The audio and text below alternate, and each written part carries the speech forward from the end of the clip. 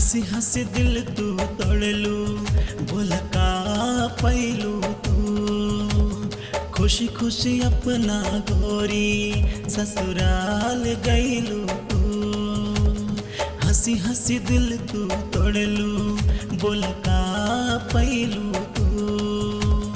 खुशी खुशी अपना गोरी ससुराल गईलू तू।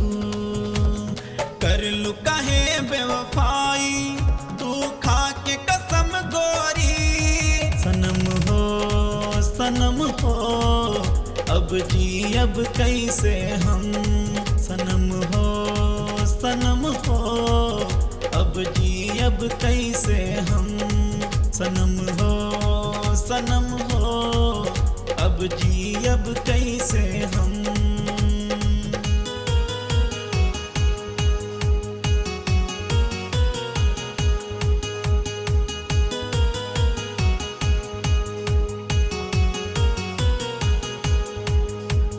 कमी कपवलू बोला हमरा रानी प्यार में। हाथ छोड़ा के सरवन से चल गईलू ससुराल में। रवि के खुशियाँ लेके चल गईलू देख गम।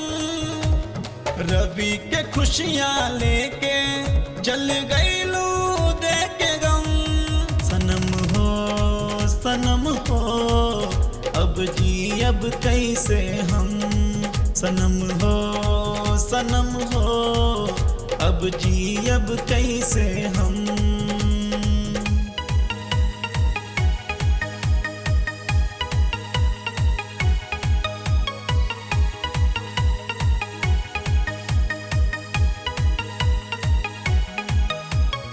अब नहीं भूलब हम तोहके गोरिया। काहे तू तोड़लू बोला प्यार के डोरिया।